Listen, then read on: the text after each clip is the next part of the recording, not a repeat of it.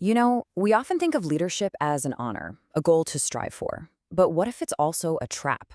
In Freemasonry, it can be a real moral minefield.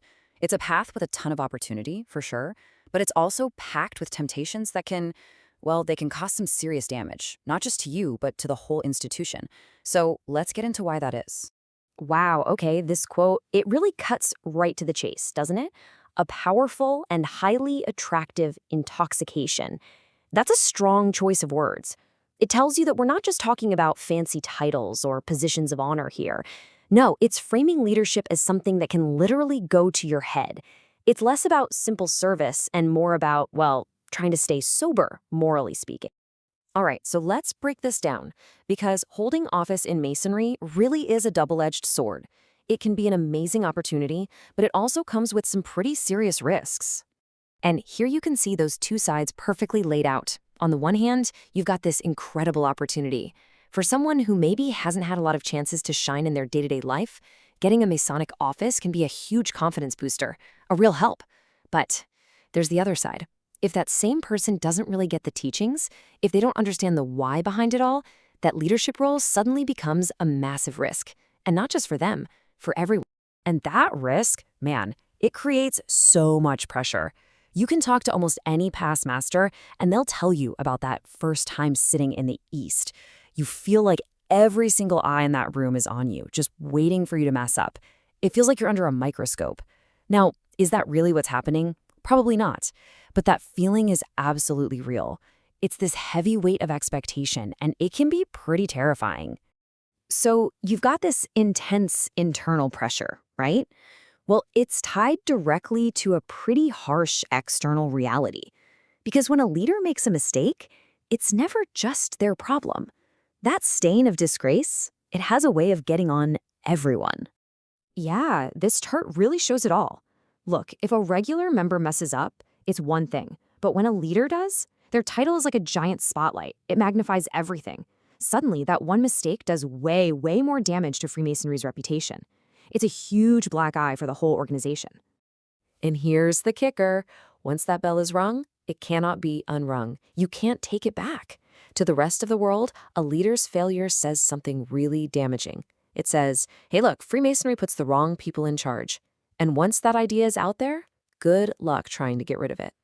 Okay, so what about the other leaders in the room? What happens when they see one of their peers mess up? What's their responsibility?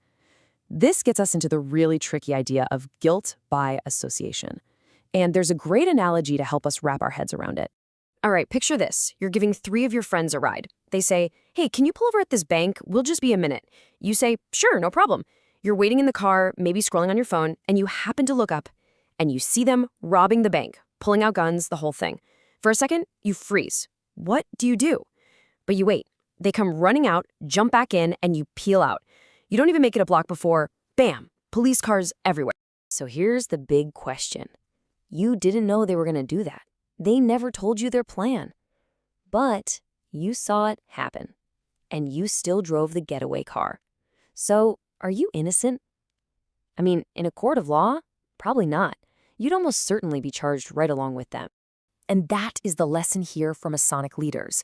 If you see another leader doing something that's just plain wrong, something that disgraces the fraternity, and you just stand there, you do nothing, or even worse, you make excuses for them, well, you're going to get painted with that very same brush. People on the outside, non-Masons, they're not going to see a difference. Your silence looks like you're okay with it. So that's a pretty big problem, right? What's the solution? How does Freemasonry actually deal with this? It all comes down to a really important idea: being your brother's keeper. But here's the challenge. A lot of the time, new leaders are kind of thrown in the deep end. They're just expected to figure it out on their own. It's like, how do you teach yourself something when you don't even know what you don't know? It's a tough spot to be in. And that's exactly where this idea of being your brother's keeper comes in. Think of it like a Masonic buddy system. It's basically an agreement between brothers to watch out for each other, to be honest, to be objective, and to step in and say, hey man, you're about to stumble here.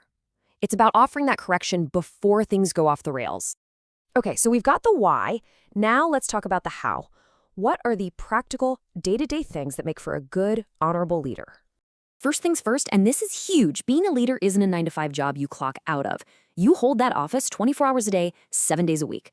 What you say and do, even when you're miles away from the lodge, it all reflects back. To the public, you are Freemasonry. Your actions define it for them. So if you're thinking about taking on a leadership role, here's a little checklist to keep in mind. First, learn the ritual work. Really learn it. Dress the part. Show up like you care about the office you hold. Get familiar with the laws and the customs. And hey, even if you're nervous on the inside, and trust me, you will be, you've got to project a calm confidence. That just comes with practice, practice, practice.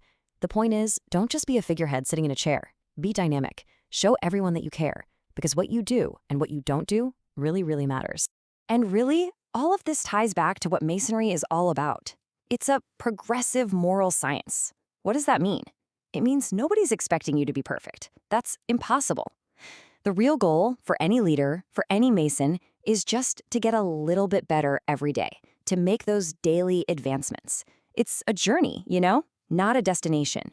And just trying, just making that effort to move forward, that's what truly counts.